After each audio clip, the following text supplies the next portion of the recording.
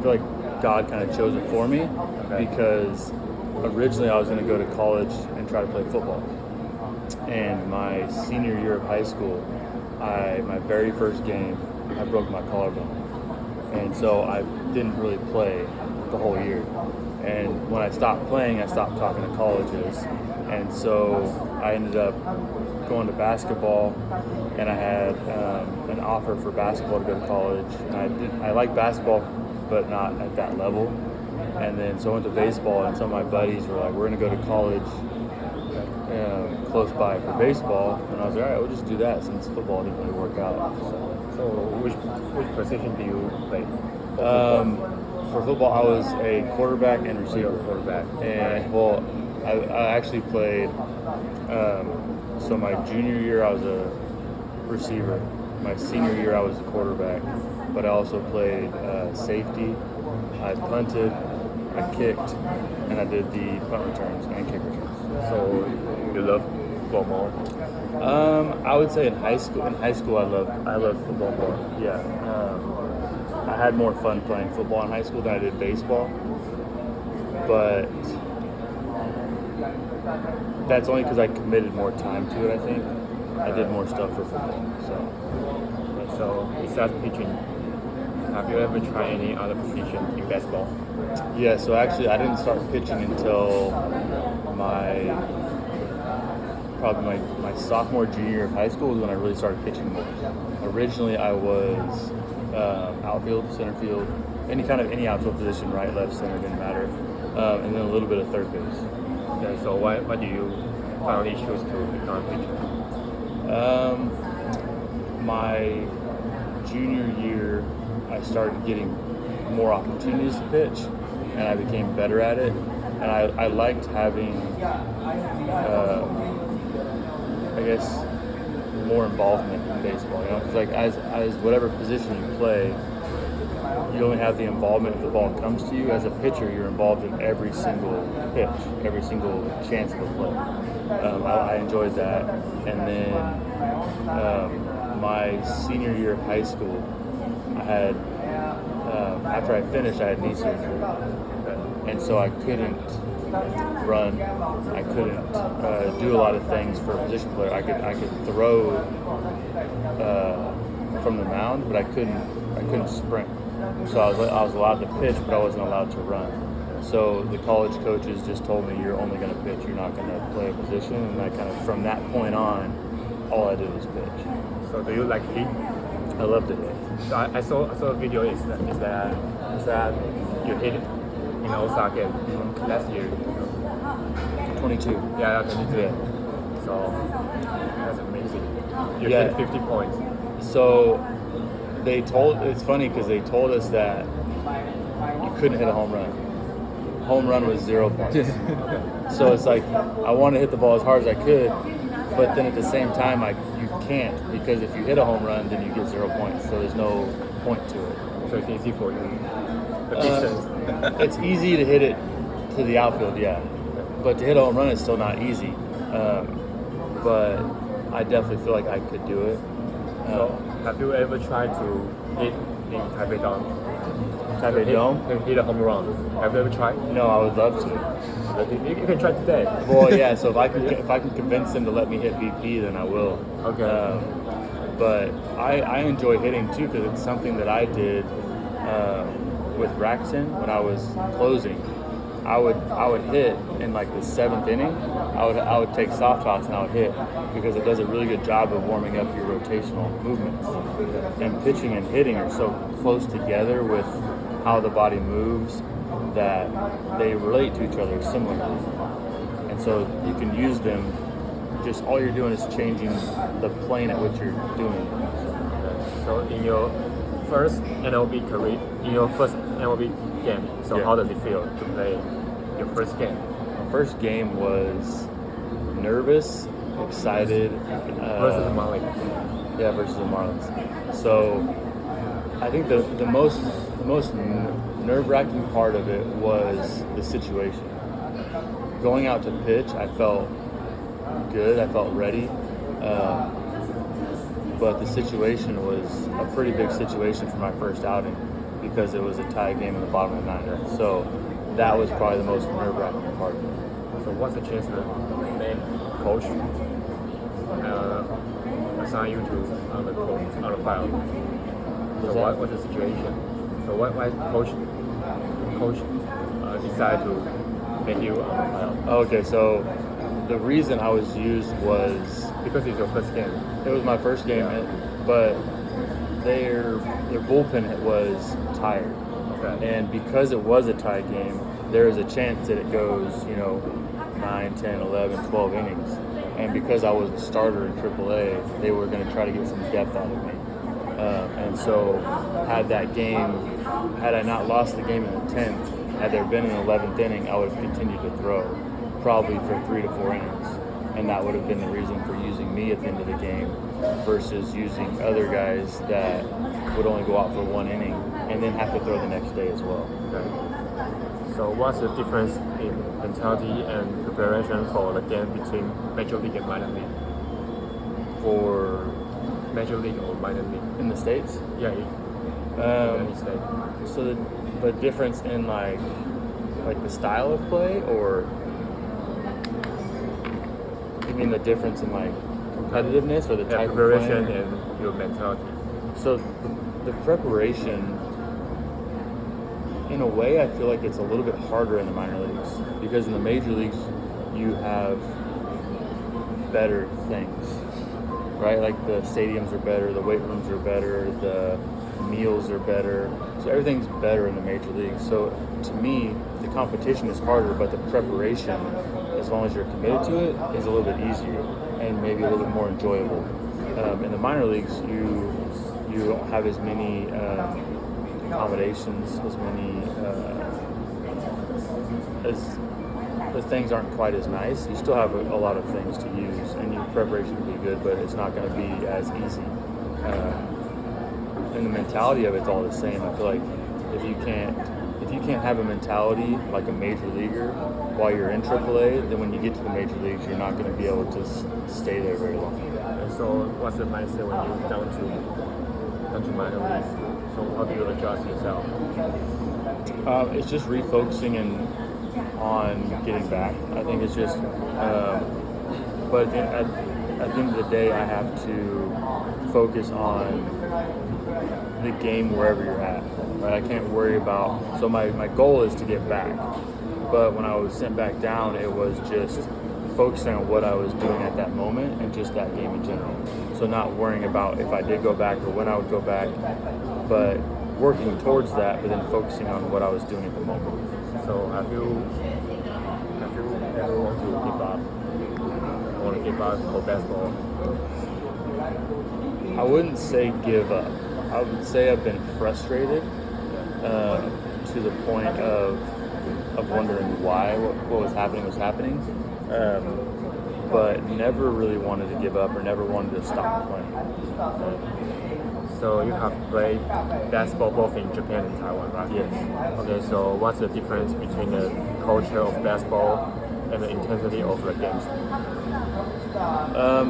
It's pretty similar as far as like the environment, except for the amount of fans. It's just in Japan, especially with Hiroshima when I was there, we were almost every single home game, if not every home game, was sold out.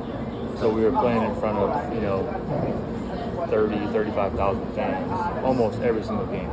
So that's obviously loud, right? It's a little more intense. But the environment is very similar with the songs for the hitters and the nonstop noise and cheering and all that stuff. That is very similar. So do you love Taiwan's cheerleading of style of cheerleading? I mean, I don't really pay attention. It doesn't really matter to me.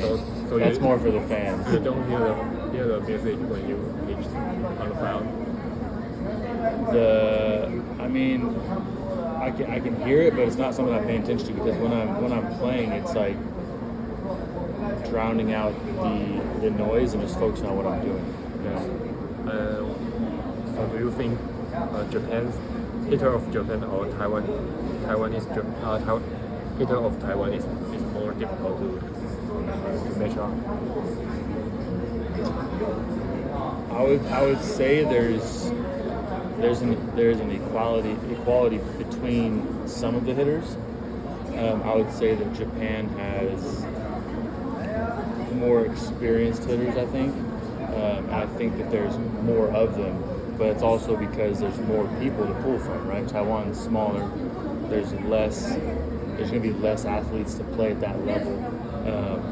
But the athletes in Taiwan that are good can play in Japan and compare to their players in Japan, right? You see that with some of the guys who are now back that played in Japan, with Boong and Wu, and even some of the pitchers who've come back like Kwon Yu and I think Bo was over there, the guy with the Lions right now, number 16. Yeah, he played over there. Yeah. In Lions. Yeah, Cole. Yeah. 18, 16? 16. Yeah. He's the one. He was a Fubon last year. 郭俊霖啊，18号。 Okay, so we know you play as close pitcher in Rakuten last year.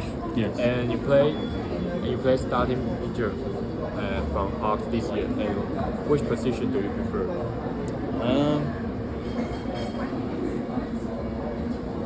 I don't think I necessarily prefer one over the other. I think that I enjoy them both, and I think the intensity is higher with a closer. It's more Ending of game. It's more of it's more intense and more, I guess, like more adrenaline. So there's more of your heart rate gets a little bit more elevated because of the situation. Whereas as a starter, you're trying to pace out everything. So you're trying not to overdo it too soon. You don't want to get too ramped up too fast. So what's the mindset between the two positions, roles? For me, I have the same mindset as far as pitching style, but as a closer, I let myself get more intense. As a starter, it's more try to stay more relaxed, stay more calm because of multiple innings. Because when you get as a closer, I mean, there's sometimes like you go out there, I'll go out there in the 8th inning for a situation and get out of it and go back out for the 9th. And that's sometimes hard to go out there really, really adrenaline based and then come into the dugout, sit down, and then try to get your adrenaline back up. And so to do that for 6 innings is going to be extremely hard and more wear and tear on your body, I guess. It's going to make you tired faster. So to be a starting pitcher, you may pitch one time a week, and be closer, you may need to pitch every game. So do you have any difference between these two positions? The preparation is just the throwing difference. I think that as a closer, I have to space out my throwing and take more days off. Whereas a starter, it's start, take a day off, and then get right back into throwing and preparing myself for the length. But as a closer, I am throwing, I'm throwing in the game almost every day or warming up almost every day. So sometimes before the game, I won't throw at all. And so there's days where I won't throw. If I don't pitch in the game and I took it off, I won't throw for 2 days in a row maybe, and that's okay. Because every other day I'm basically throwing. So it's just the amount of throwing is the main difference. Yeah, so how do you think of the schedule of CBBL? I don't like it. So I don't like it. I don't like it. I think that it's good because I understand that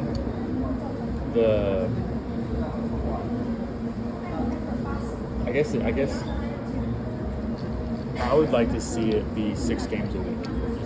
Mondays off, 3-game series, 3-game series. I think that the island's obviously small enough for travel. You're never going to be where you have to travel very far.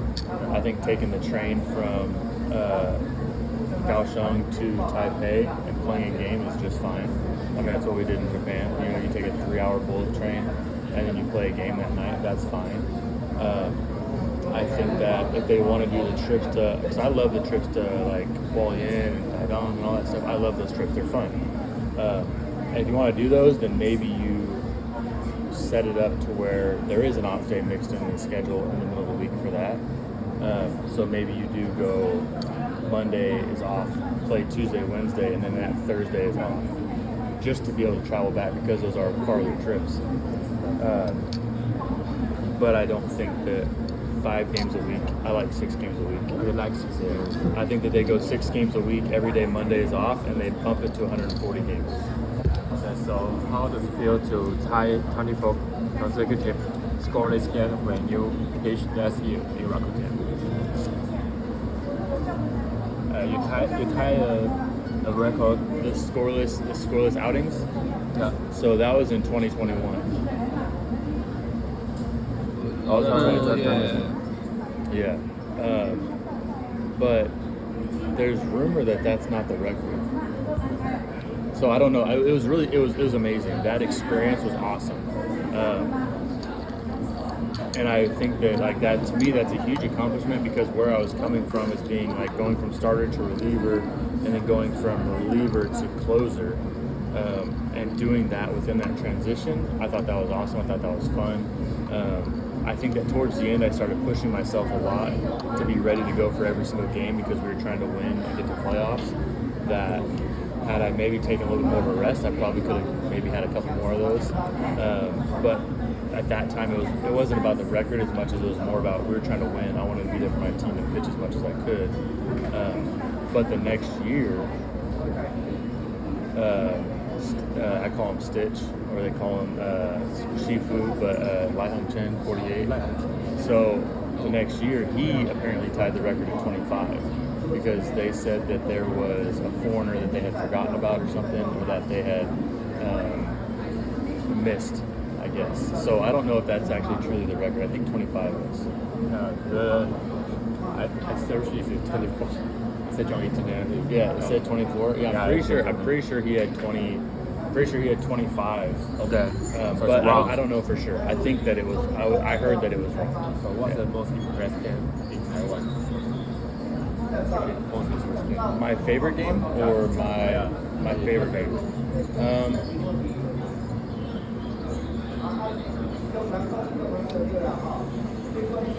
I don't know. It's hard because as a closer, they're all fun, and as a starter, I'd say probably my favorite game so far has been my start against Rakuten because of going back against the team that I played for. But as a closer, I would say on my mind, one of my favorite games was a save that I got against Fubon, and I couldn't tell you the day. I can just tell you the situation. And I went. I gave up a single to start the inning, and then I gave up a double. And so it was second and third with no outs, and we were up by 1. And I went pop up, strikeout to end the game. And so I got out of a big situation. So that one's on my mind for sure. So how do you feel to pitch a Taipei? Because Japan has done too. I've never pitched there. Although you have pitched. I was going to, but I haven't. However, how do you feel the environment? Being there, the environment reminds me of Japan, 100%. It's very similar to being in Japan because of that same feeling of all the domes in Japan.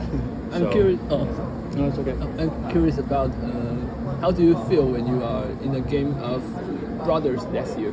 I mean, the last game you pitched like 5-score lead, and the final score is 9-11, and the brothers was failed to get into the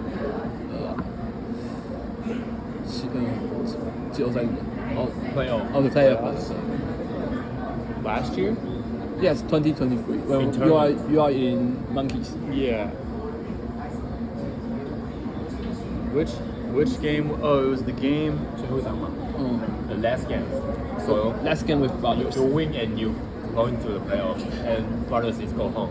Was go home. Was it the last game of the year, or was it just our last game against the brothers? Against brothers. So, it was the game I pitched in? Yeah. Well, like eight innings. The 8 innings. I pitched the 8th inning? Yeah, and I think the closer is you too. Like 9 is also you pitch. So, I don't know if it would have been me, though. We were up by 5? Yeah, like 6-11, and in the 8 innings, brothers chased to 9-11. So you have no. I'm trying to think if that was because if it was last year and it was towards the end of the year, I wasn't closing. Didn't close I it? wasn't the closer, so I don't know if it was if it would have been me or not. I'd have to go back and look at the box. I'd have to go back and look at the box score. So I don't remember. I don't remember that game specifically. Okay.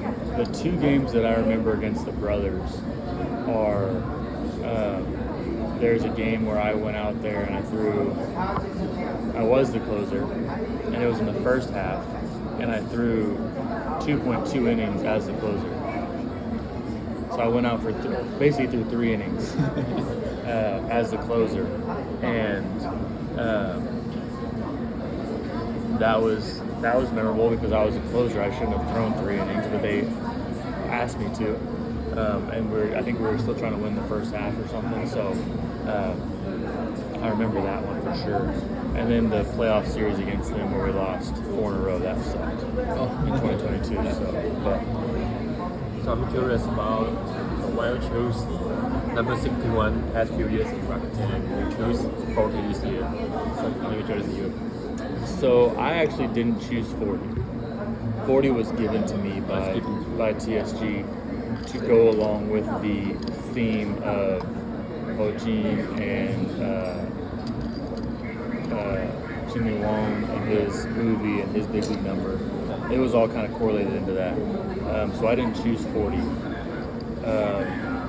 With Rakuten, choosing 61 was, they gave me a couple options with the numbers, and one of my favorite numbers has always been 16, and so it's just 16 backwards. Right, using the same numbers. I've always kind of like had, I wore 16 for like 4 years of high school, 2 years of college, and then like my first 2 years in pro ball. So I wore 16 for like 8 or 9 years. So that was why I chose 61 over the other options. So I want to ask, so who is the most dangerous hitter in studio, do you think? So that's a different answer depending on what you consider dangerous, as far as dangerous against me or dangerous for the whole league. When he hit, you might change your strategy of pitching. So for me, when I'm facing guys, who is the guy that I have the toughest time facing?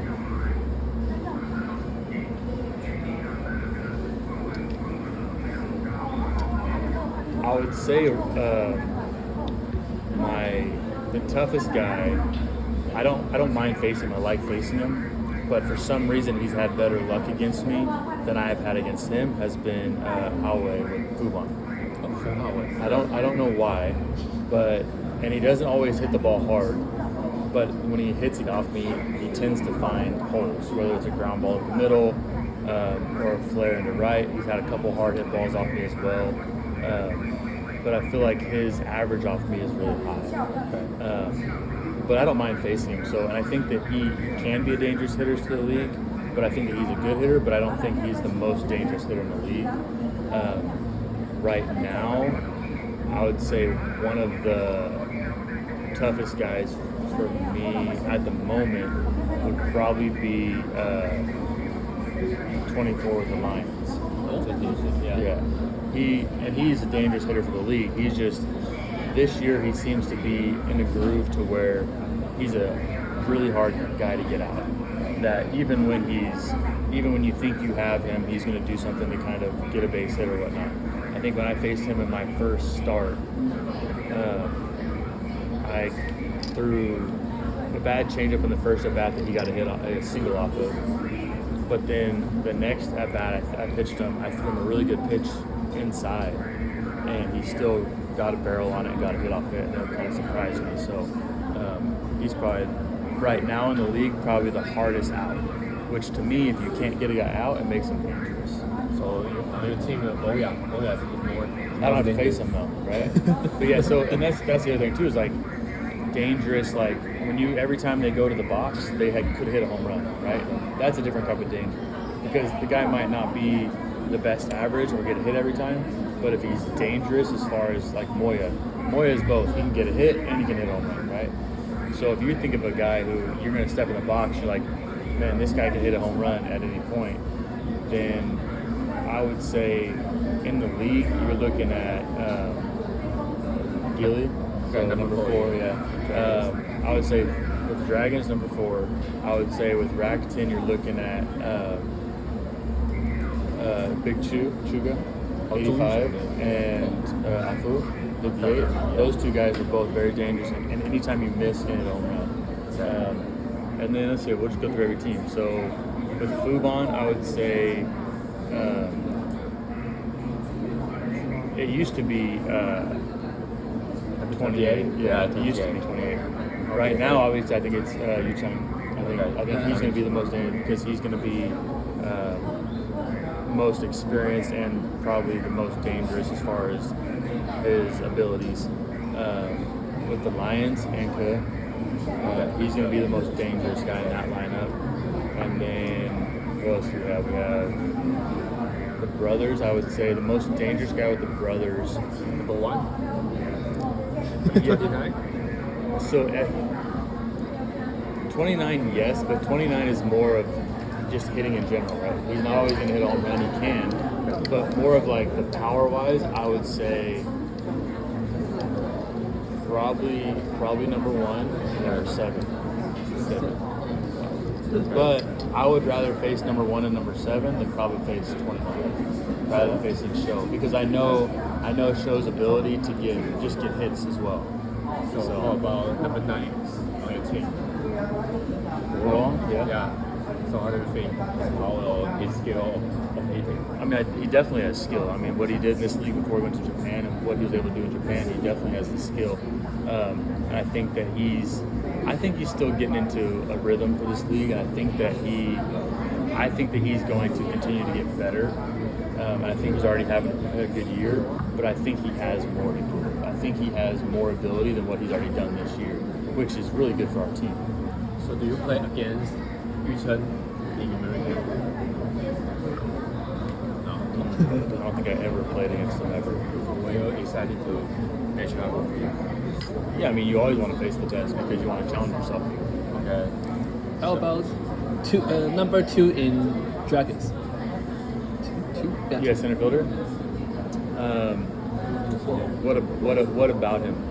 Because Fast. if I did not remember wrong, maybe you against him, maybe Yeah. 50% of his hitting will be hitter.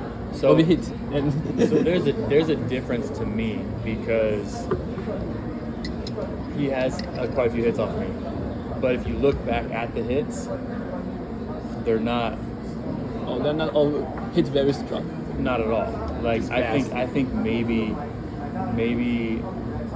if you take say 10 at bats, say he has 5 hits off me in 10 at bats, right? 500. Yeah. I would say out of those 5 hits, one of them was hit hard, and the other 4, he did something to beat him out or just hit them in the right spot. And that's still hitting, and that's good because that's what it's about. It's about battling. It's not always about hitting it hard, so that's good for him. But I remember specifically he probably has 2 or 3 infield hits off me, where he's hit the ball and hasn't left the infield and he still gets a hit. And that's a part of his game because he's fast, for sure. I mean, the same thing, you look at Chen Chen Wei, is the same way, right? Like, he doesn't have to hit the ball hard. He's going to get a hit. I think that when you have guys who have speed like that, they become dangerous because of that, right? Their danger is their speed, so they don't have to have the power. They just have to put the ball in play, which is why a lot of the guys like that are harder to strike out because they're not worried about the power all the time. They're just worried about, I'm going to put this ball in play. So they're a little bit more contact oriented and it's harder to strike them out. So can you talk about your pickoff? You catch many Steelers. Not anymore. Not anymore because nobody gets a lead. So you pick, you will pick it until you catch it. So,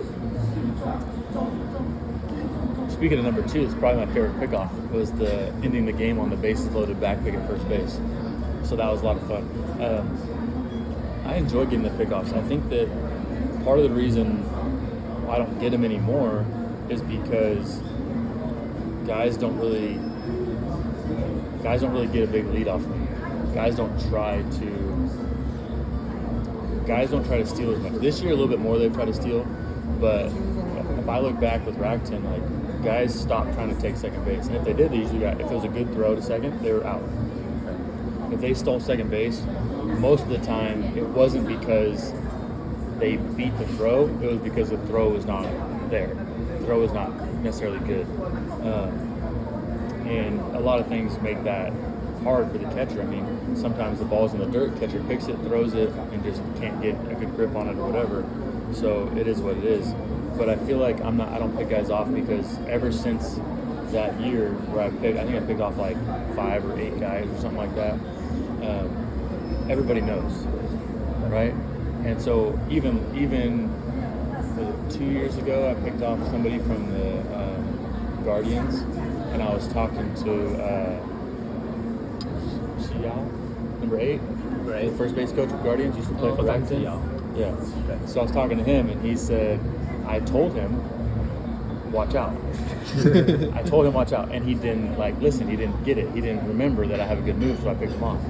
And so that's what you get, though. You get first base coaches saying, hey, he's got a good move, don't get a big lead. Yeah. So now, when I pick off, there's really not a chance to pick off a guy because nobody gets a big lead on me. Everybody's close. Can you tell me the detail of your pickoff? Go fast. I just go fast. That's all I think about. So catcher will tell you to pick off, or you just pick off by yourself? A little bit of both. A little bit of both. I think that there's times where the catcher will tell me to pick off, and then if he tells me to pick off, I know that maybe the coaches might see something, so then I'll pick off, and then I'll pick off again. So you will choose some players on the best to pick off. Yeah, I do it on my own, and I don't. Obviously I'm not going to worry so much about the guys that I know that aren't fast. Now I do check their lead. I do see how much of a lead they're getting, so that I don't give them a free steal. But for the most part, if you're a guy who doesn't have much speed, I'm not going to pick off because I know you're not going to try to steal. Now there are guys who will try. I mean, I know Show is smart. Show? Yeah, 29. 29? Yeah. So when he was wrecked, he stole a couple bases, but he does it intelligently, right? He doesn't. It's not speed. It's all. This Skill. pitcher's exactly the same every time. So now it's like, okay, this is going to be easy because the pitcher doesn't worry about him because he's not fast. So he gets a lead, and then the pitcher does the same thing 2 or 3 times in a row, and then all of a sudden he just goes, right? And there's the same thing with guys across the league will do that. And I think that that's where you have to be careful because you don't want to get in the habit of doing the same thing every time. So you have been in Taiwan for a few years. So what is the most unique food or attraction in Taiwan? Do you think? The most unique food, Yeah, or attraction? tradition. No, attraction. Oh, attraction. Okay, no, it's good. Those are just two different topics, so it threw me off. So my favorite food is it's tough because I really like Din Tai Fung. Yeah. I've said that a lot of times, but it might be unique for foreigners. I don't know, but we get this like pork rice. It's like pork belly rice. It's kind of fatty. And it's over rice and it has an egg, and I love that. Right. And I don't know why. I like when I have steaks. I like to have fat on my steaks, so that's probably why it's got a lot of flavor. But I enjoy the pork rice with the egg over it, and then I enjoy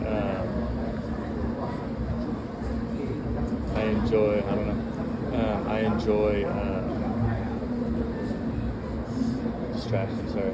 Steak and dough? No, I definitely don't like steak and Have you tofu. tried it? I tried it my first year, and I said I would try it.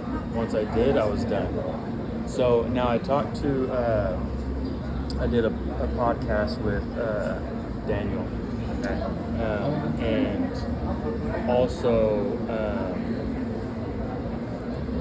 I did a podcast with him, and I think I just did a video with him this last. I told him when I was going back that I would try fried stinky tofu because it's not as bad, but I haven't had the chance.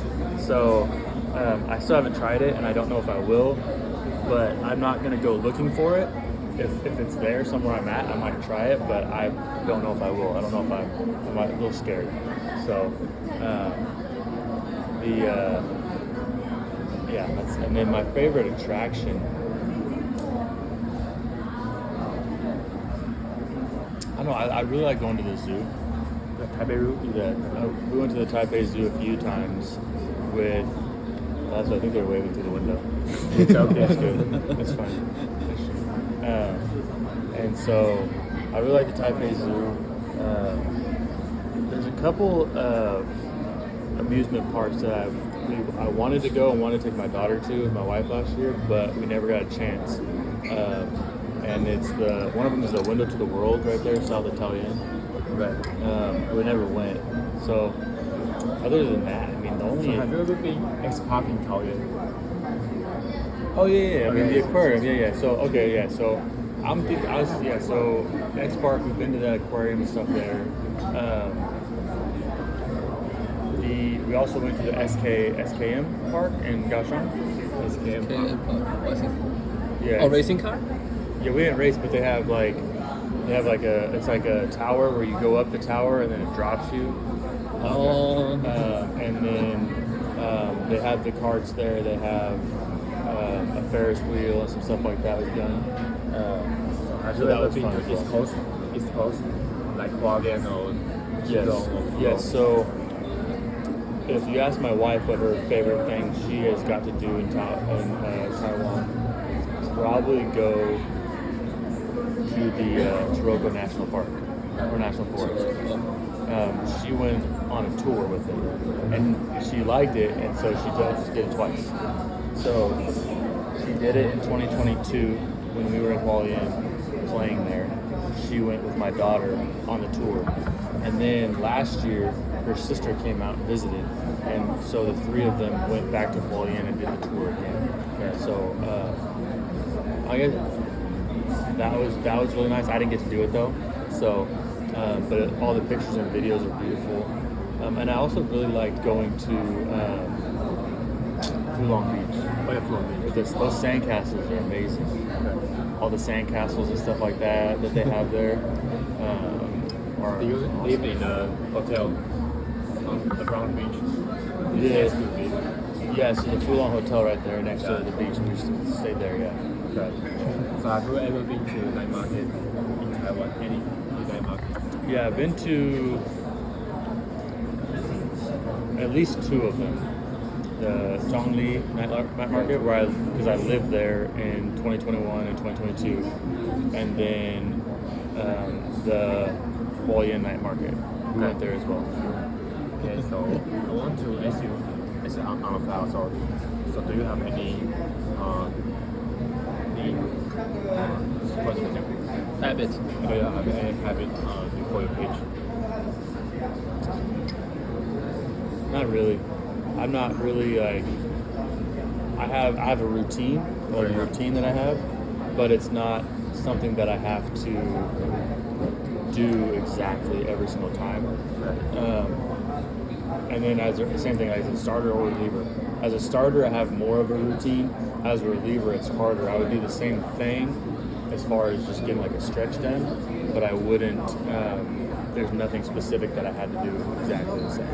So I saw your game when you pitch in the half, you open your arms. That's very interesting. No, you open your arm when you pitch in half. I'll show you. When you pitch, when you after pitching. Oh, when I walk out the field. Yeah. Yeah, and I point to God. Yes. That's very interesting. I never see. It looks cool? It's cool.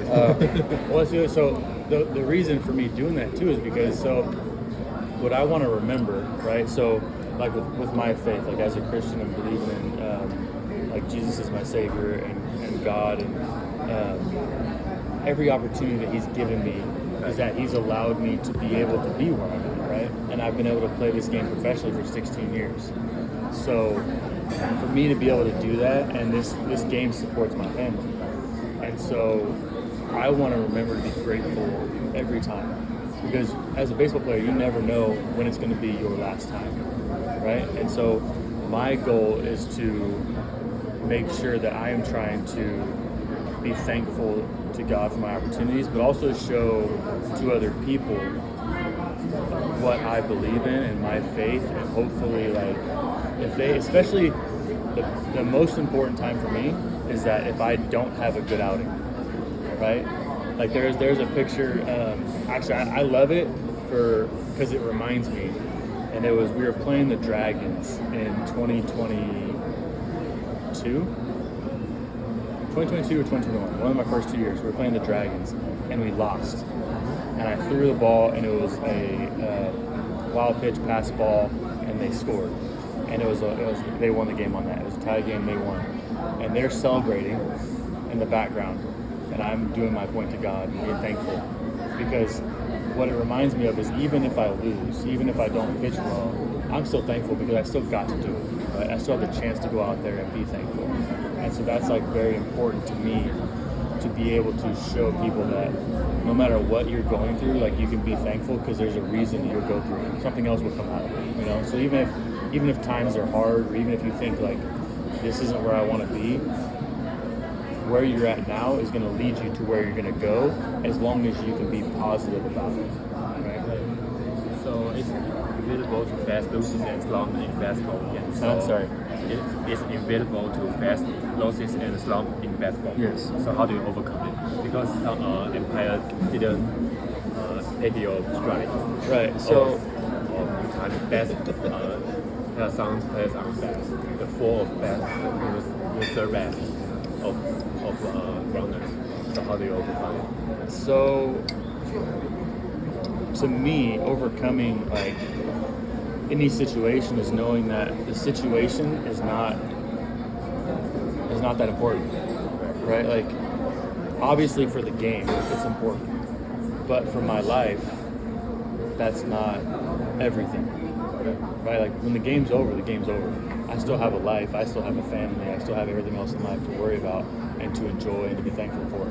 So having a bad game or losing a game to me is just something that happens that is going to end, right? There's more to me than baseball. So I don't worry about, I care. I don't want to lose. I'm competitive. I want to win. And I get mad when I lose.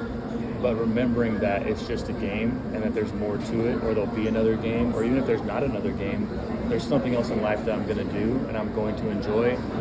That moment is not that important, and it helps me stay calm in that moment and just play. And I'm just gonna, if I get into a tough situation, or if the umpire's not doing things I want, or maybe I make an error, or defense makes an error, or whatever the case may be, in the scheme of things, it doesn't matter. You know, like I'm just gonna have fun, I'm gonna enjoy it, and I'm gonna remember that God has a purpose for me, and baseball is just part of that, not everything. So in a high intensity game, so how do you maintain your body? or your mindset? Same thing. Okay. Yeah, I mean, so it's the same thing of like, I don't have to let the moment get big.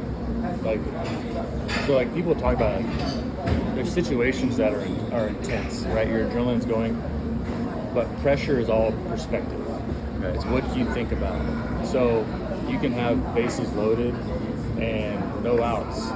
And if you say, okay, well, I'm just going to do this, this, and this, and you can get out of it, right? And it happens all the time. But if you worry, oh, I got bases loaded, I can't do this, I can't do that, and then it's going to go downhill, right? So you have to really focus on the positive of it and remember that your brain doesn't understand a negative. So like if you tell yourself not to do something, your brain doesn't hear the don't do it. Your brain just hears what it is.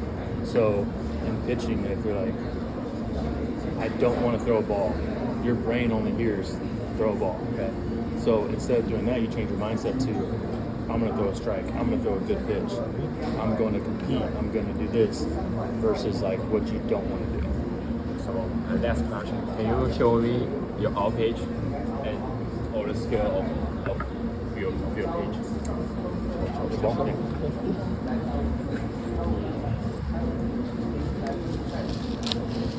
So I'm curious about your pitch. Pitch grips. Yeah, how to pitch.